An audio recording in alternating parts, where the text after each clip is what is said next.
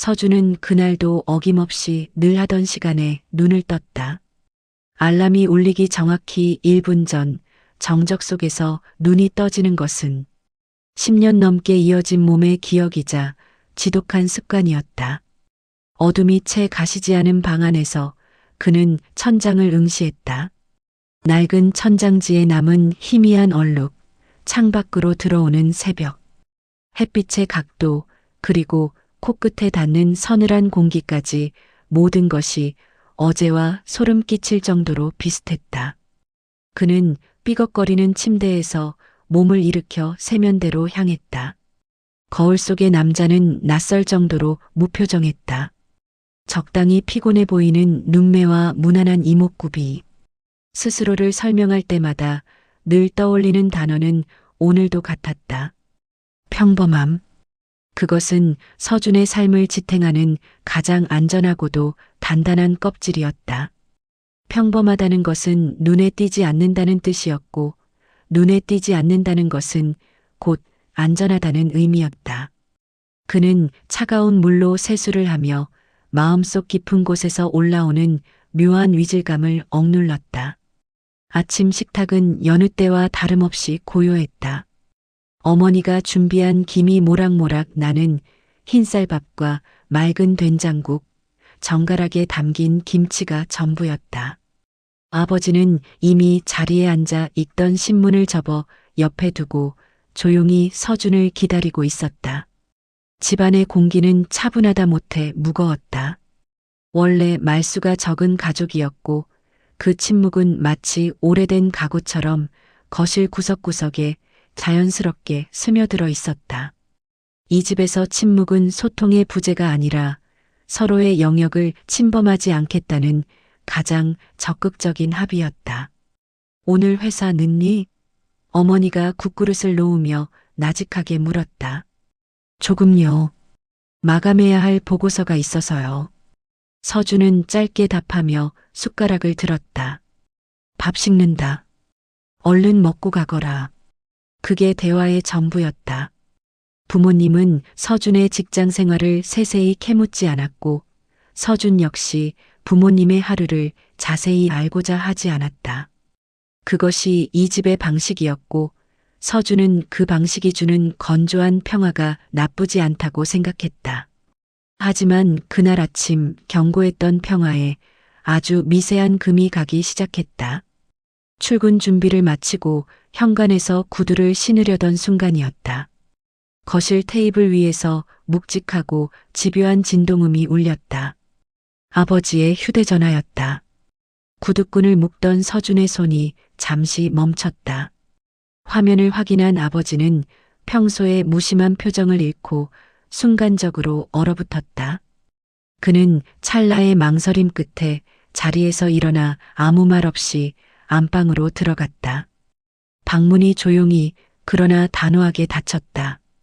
서준은 신발을 신은 채 잠시 닫힌 문을 바라보았다. 비슷한 일은 종종 있었다. 아버지는 가끔 정체 모를 전화를 받았고 그때마다 밀실로 숨어들었다. 통화는 길지 않았으나 방에서 나온 아버지의 어깨가 미묘하게 굳어있는 모습이나 주방에서 설거지를 하던 어머니가 애써 시선을 피하며 그릇 부딪히는 소리를 더 크게 내는 모습은 늘 세트처럼 이어졌다. 서준은 묘한 찝찝함을 삼키며 집을 나섰다. 지하철역으로 향하는 길, 출근길의 풍경은 늘 그렇듯 치열하고 건조했다. 사람들 사이에 섞여 무채색의 흐름을 따라 이동하면서도 방금 본 안방에 닫힌 문이 머릿속에서 쉽게 지워지지 않았다. 별일 아닐 거야. 스스로를 다독였지만 가슴 한구석에 작은 가시가 박힌 듯 자꾸만 마음이 걸렸다. 회사에서는 산더미 같은 업무가 그를 기다리고 있었다. 오전 내내 이어지는 회의와 수정 요청이 빗발치는 보고서 사이에서 서준은 기계처럼 움직였다. 오후 점심시간이 되어서야 겨우 숨을 돌린 그는 무심코 휴대전화 요금 알림 앱을 확인했다. 가족 결합 요금제로 묶여 있어 부모님의 내역도 함께 조회되곤 했다. 그런데 평소와는 명확히 다른 숫자가 눈에 들어왔다. 국제통화요금. 평소 영원에 수렴하던 그 항목에 찍힌 액수는 한 끼 식사비를 훌쩍 상회하고 있었다. 서준은 샌드위치를 씹다 말고 멈춰서서 화면을 뚫어지게 바라보았다. 부모님이 해외에 전화를 걸 이유가 뭐가 있지?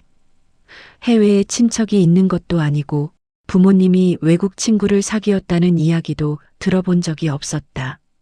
의무는 꼬리에 꼬리를 물었지만 그는 곧 고개를 저으며 스스로를 나무랐다.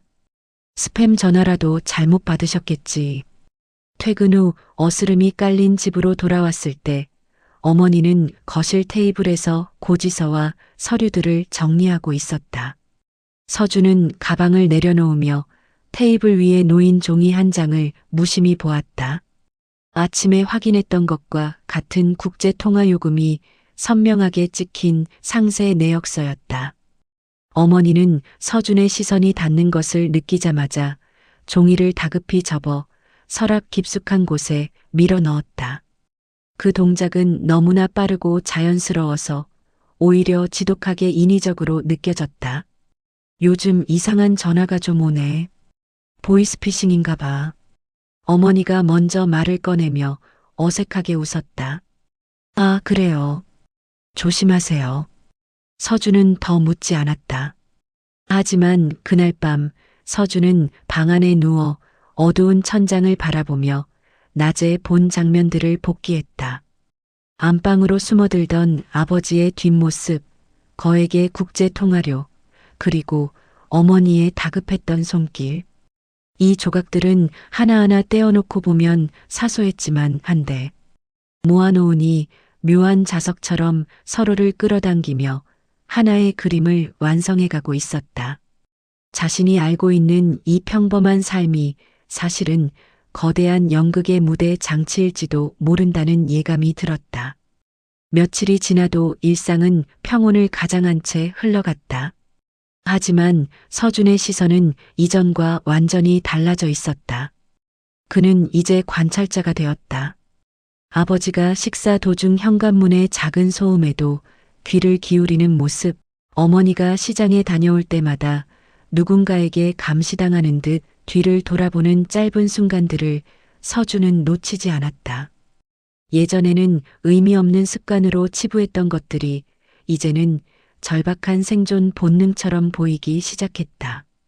주말 오후 아버지가 드물게 외출을 제안했다.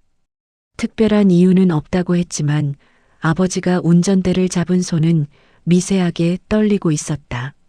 목적지는 집에서 꽤 떨어진 재개발이 멈춘 듯한 오래된 동네였다. 서준에게는 생경한 곳이었지만 부모님은 그 미로 같은 골목길을 마치 어제도 왔던 곳처럼 막힘없이 헤쳐나갔다. 좁은 골목과 낮은 건물들이 다닥다닥 붙어있는 퇴락한 지역이었다. 세 사람은 골목 끝 작은 공터 근처에서 멈춰섰다. 주변에는 오래된 상가와 먼지 쌓인 빈 건물들이 섞여 스산한 분위기를 자아냈다.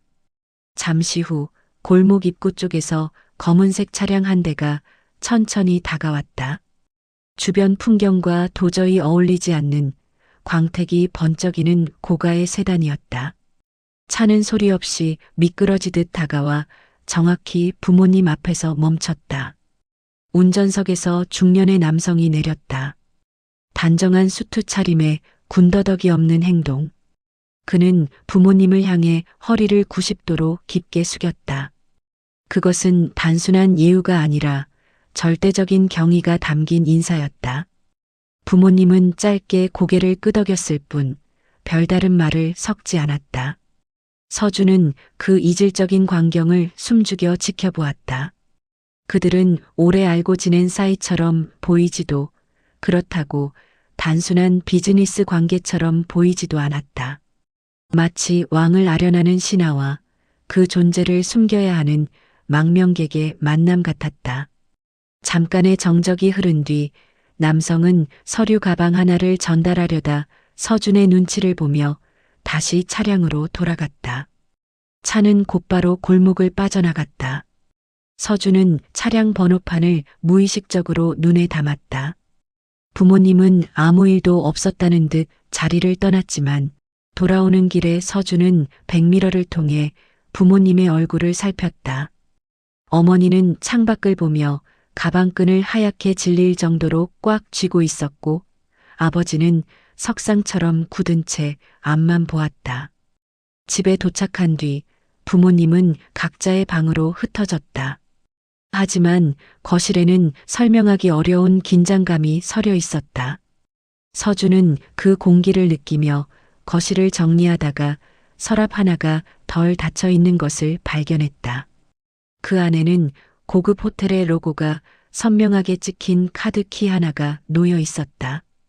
그랑 메종 인터내셔널. 국내에는 체인이 없는 해외 전용 호텔의 카드였다. 서준은 잠시 손에 들고 바라보다가 다시 서랍에 넣었다. 섣불리 건드렸다가는 소중한 무언가를 깨뜨릴 것만 같았다. 그날 밤 서준은 쉽게 잠들지 못했다. 낮에 본 검은 차량과 고개를 숙이던 남자의 모습이 머릿속에서 반복됐다. 카드키의 차가운 금속성 감촉도 떠올랐다.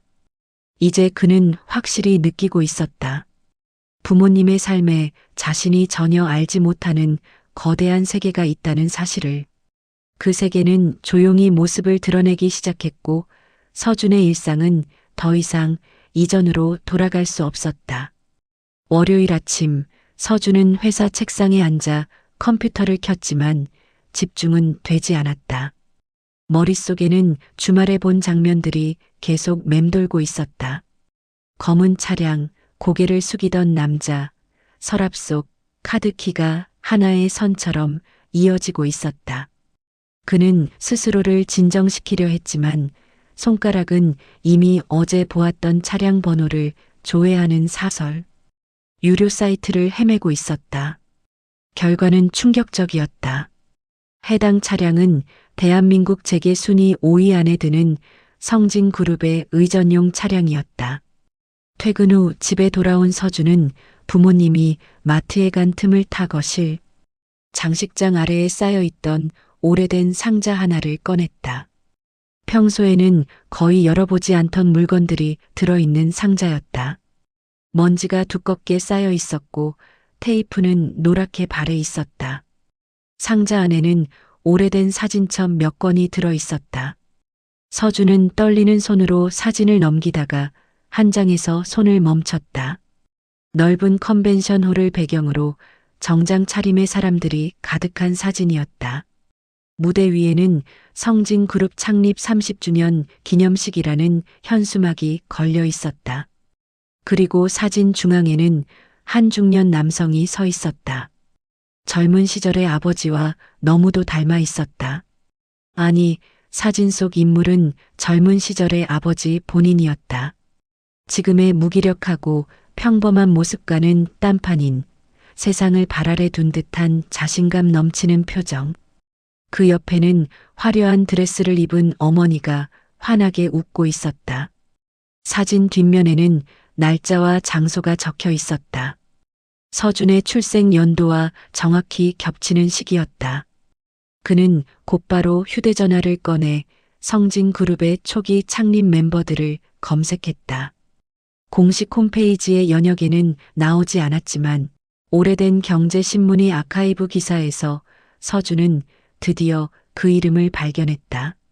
성진그룹에 지워진 후계자 지승현, 그리고 그의 아내 박민주. 기사는 그들이 25년 전 경영권 분쟁 도중 의문의 사고로 사망하거나 행방불명된 것으로 기록하고 있었다. 서준은 의자에 앉은 채 한동안 숨을 쉴 수 없었다. 자신이 평생을 김서준으로 살아오는 동안 자신의 부모는 이름과 신분 그리고 거대한 부를 버린 채 어둠 속에 숨어 있었던 것이다. 밤이 깊어갈수록 서준의 머릿속은 또렷해졌다. 자신이 알던 부모의 과거에는 거대한 공백이 존재했다. 그 공백은 단순한 개인사가 아니라 누군가에 의해 의도적으로 지워진 역사의 잔해였다. 서준은 더 이상 우연이라고 넘길 수 없었다. 그는 자신의 삶을 이루는 가장 기본적인 기록부터 다시 살피기로 했다. 서랍 깊숙이 넣어두었던 서류 파일을 꺼냈다. 주민등록 등본, 가족관계 증명서.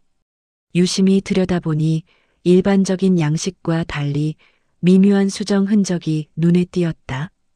이름이 적힌 칸 옆에 아주 옅은 잉크 자국이 남아 있었다. 한번 지웠다가 다시 쓴 것처럼 보였다. 다음 날 서준은 연차를 내고 구청을 찾았다. 담당 창구에서 자신의 상세 병적 기록과 출생 기록을 확인하려 했으나 직원은 당혹스러운 표정을 지었다. 이 기록은 열람 제한이 걸려 있네요. 본인이라도 상급 기관의 허가가 필요합니다. 구청 직원의 말은 서준의 확신에 쐐기를 박았다. 평범한 개인의 출생 기록에 열람 제한이 걸려 있을 이유는 단 하나뿐이었다. 국가나 거대 권력이 그 기록을 관리하고 있다는 뜻이었다. 서준은 메모해둔 출생병원의 이름을 검색했다. 병원은 오래전에 이름을 바꿨고 현재는 성진그룹 산하의 의료재단에서 운영 중이었다. 그 순간 모든 조각이 하나로 맞춰지는 진한 전율이 일었다. 자신의 출생, 부모의 과거, 기록 말소된 후계자. 모든 것이 성진그룹이라는 거대한 태풍의 눈을 가리키고 있었다. 그날 저녁 집 안 분위기는 평소보다 무거웠다. 어머니는 서준의 얼굴을 몇 번이나 살폈고 아버지는 신문을 같은 면만 반복해서 넘겼다. 서준은 방으로 돌아와 책상 위에 복사해온 서류와 사진, 메모들을 정리했다. 기록에서 빠진 부분, 지워진 이름, 비공개 처리된 항목들이 선명하게 드러났다. 서준은 그날 확신했다. 자신의 이름 김서준은 누군가의 선택으로 새로 쓰인 가짜이며 그 선택은 평범함을 가장한 철저한 유패였다는 사실을. 그는 테이블 위 사진을 집어들었다. 사진 속 아버지의 눈빛은 지금의 초점 없는 눈빛과 너무나 대조적이었다. 아버지는 무엇으로부터 자신을 지키려 한 것일까? 아니면 무엇을 빼앗기지 않기 위해 모든 것을 버린 것일까? 서준은 더 이상 침묵할 수 없다고 판단했다. 그는 정리한 모든 증거물을 거실 테이블 위에 가지런히 펼쳐놓았다. 식사가 끝난 뒤 서준은 거실로 부모님을 불렀다. TV 리모컨을 만지던 아버지와 설거지를 마친 어머니의 시선이 테이블 위에 멈췄다. 어머니의 얼굴이 먼저 창백하게 질렸고 아버지는 아무 말 없이 사진 속 자신의 젊은 시절을 응시했다. 공기가 갑자기 진공 상태가 된 듯 숨이 막혀왔다. 서준이 입을 열었다. 이게 뭔지 알아야겠어요. 제 이름이 김서준이 맞나요?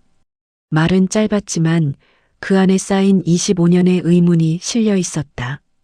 어머니는 손을 모아 쥐고 테이블을 내려다보며 눈물을 보였다. 아버지는 서류 중 하나를 들어 올렸다가 다시 내려놓았다. 그 동작은 마치 오래 봉인된 화약골을 건드리는 폭발물 처리 반원처럼 조심스러웠다. 지금은 때가 아니다. 아버지가 낮은 목소리로 말했다. 왜요? 제가 이 가짜 인생을 언제까지 살아야 하죠? 어제 본 검은 차, 국제전화. 다 성진그룹과 관련된 거잖아요. 서준이 물러서지 않자 아버지는 마침내 한숨을 내쉬며 자리에서 일어났다. 그는 안방 금고에서 먼지 쌓인 서류 봉투와 인감, 그리고 빛바랜 주식 증서를 꺼내왔다. 날짜는 모두 서준이 태어나던 해에 멈춰 있었다. 아버지는 담담하게 설명을 시작했다. 처음부터 이렇게 될 줄 알았던 건 아니야. 그의 말투는 담담했지만 단어 하나하나에는 피냄새 나는 권력 투쟁의 역사가 서려 있었다. 성진그룹의 창업주였던 할아버지의 총애를 받던 아버지는 형제들의 시기와 암투의 대상이었다. 서준이 태어나기 직전 아버지는 형제들이 자신을 제거하기 위해 파놓은 함정을 눈치챘다. 단순히 경영권 박탈이 아니었다. 그들은 서준의 생명까지도 위협하고 있었다. 우리는 너를 지키기 위해 죽음을 위장해야 했다. 모든 기록에서 우리를 지우고 남은 자산을 해외 계좌로 분산시킨 뒤 이 이름 없는 동네로 스며들었지. 어머니가 덧붙였다. 우리가 숨긴 건 과거가 아니라 너의 미래를 빼앗으려는 사람들이었어. 서준은 깨달았다. 부모님이 모든 것을 잃은 것이 아니라 아이 하나를 살리기 위해 가진 것 전부를 정리한 위대한 패배를 선택했다는 사실을. 평범한 학교, 평범한 직장, 그 지루할 정도의 일상은 사실 부모님이 피눈물을 흘리며 쌓아 올린 견고한 성벽이었다. 하지만 할아버지가 위독하시다. 그들이 우리를 다시 찾기 시작했어. 어제 온 남자는 내 옛 비서였지. 너에게 남겨진 유산을 정리하라는 전언이었다. 아버지의 목소리는 떨리고 있었다. 그날 밤 서준은 잠을 이룰 수 없었다. 테이블 위 서류들은 이제 단순한 종이 뭉치가 아니었다. 자신의 삶을 떠받치고 있던 거대한 구조의 도면이었다. 다음 날 서준 앞으로 두툼한 봉투가 도착했다. 발신인은 성진그룹 이사회였다. 상속과 권리 회복 그리고 조속한 복귀를 종용하는 공식 통보서였다. 법무법인의 명의로 된 그 문서는 정중했지만 사실상 강요에 가까웠다. 며칠 동안 집에는 묘한 정적이 흘렀다. 부모님은 더 이상 숨기려 하지 않았지만 결정은 서준의 몫이라며 뒤로 물러났다. 언론에서도 성진그룹의 숨겨진 후계자에 대한 루머가 떠돌기 시작했다. 익명의 제보와 추측성 기사가 쏟아졌다. 서준의 이름은 아직 드러나지 않았지만 시간 문제라는 것은 자명했다. 서준은 혼자 산책을 나갔다. 익숙한 동네 골목, 늘 가던 편의점, 자신을 김대리라고 부르는 직장 동료들의 문자 메시지. 이 모든 김서준의 조각들이 소중하게 느껴졌다. 하지만 동시에 지서준으로서 되찾을 수 있는 천문학적인 부와 권력의 유혹도 분명 존재했다. 서준은 이사회 측에 답변을 전달하기 위해 노트북 앞에 앉았다. 그는 성진그룹의 법률 대리인을 직접 만나기로 했다. 장소는 주말에 보았던 그 낡은 골목의 공터였다. 검은 세단이 다시 나타났고 그 정장의 남자가 서준 앞에 섰다. 서준은 그에게 준비한 서류 봉투를 건넸다. 모든 상속 권한을 사회재단에 기부하겠습니다. 단, 저와 제 부모님의 신분은 영원히 김 씨로 유지되어야 하며 앞으로 성진그룹의 누구도 우리에게 접근해서는 안 됩니다. 남자는 당혹스러운 표정을 지었다. 이 어마어마한 부를 포기하신다는 말씀입니까? 저는 부를 포기하는 게 아니라 제 부모님이 저를 위해 평생을 바쳐 지켜온 평범한 삶을 지키려는 겁니다. 서준은 단호했다. 그는 지서준이라는 이름이 가져다줄 화려한 지옥보다는 김서준이라는 이름이 보장하는 소박한 천국을 선택했다. 아버지가 지키려 했던 것은 성진그룹의 주식이 아니라 아들이 아침마다 평화롭게 눈을 뜨는 일상이었다는 것을 비로소 이해했기 때문이다. 집으로 돌아온 서준은 부모님께 자신의 결정을 알렸다. 아버지는 아무 말 없이 서준의 어깨를 꽉 쥐었다. 그 손길에는 25년 동안 하지 못했던 모든 사과와 감사가 담겨 있었다. 어머니는 비로소 환한 미소를 지으며 저녁 식사를 준비했다. 메뉴는 평소와 같은 된장찌개였지만 그날의 식탁은 그 어느 때보다 풍성하게 느껴졌다. 공식 절차는 빠르게 진행되었다. 성진그룹의 기록에서 지승현과 지서준의 흔적은 법적으로 완벽히 소거되었다. 언론의 관심은 다른 스캔들로 옮겨갔고 서준의 일상은 다시 무채색의 평온함을 되찾았다. 다만 이제 그 무채색은 공허함이 아니라 확신으로 가득 찬 색이었다. 서준은 부모님과 함께 이사를 준비했다. 화려한 펜트하우스가 아니라 지금 동네보다 햇볕이 조금 더 잘 드는 정원 있는 작은 집이었다. 이사 전날 서준은 거실 장식장 아래 상자에서 그 낡은 사진 한 장을 꺼냈다. 젊은 시절의 아버지와 어머니. 그는 그 사진을 버리는 대신 새로 이사갈 집의 서랍 깊숙한 곳에 소중히 넣어두었다. 그것은 자신이 어디서 왔는지 잊지 않기 위한, 하지만 다시는 돌아가지 않겠다는 다짐의 징표였다. 새로운 집에서 맞은 첫 아침, 서준은 평소와 같은 시간에 눈을 떴다. 알람이 울리기 1분 전이었다. 그는 창문을 열고 들어오는 선선한 바람을 맞으며 거울 앞에 섰다. 거울 속의 남자는 여전히 평범해 보였다. 하지만 그 눈빛만은 예전과 달랐다. 스스로를 설명할 단어 역시 그대로였다. 하지만 이제 그 단어의 의미는 완전히 바뀌어 있었다. 평범하다는 것. 그것은 누군가에게는 지루한 일상이지만 누군가에게는 목숨을 걸고 지켜낸 가장 위대한 유산이었다. 서준은 가벼운 발걸음으로 출근길에 올랐다. 지하철역으로 향하는 길 위에서 그는 더 이상 이름 없는 존재가 아니었다. 그는 자신이 선택한 이름으로 자신이 직접 쓴 역사 위를 걷고 있었다.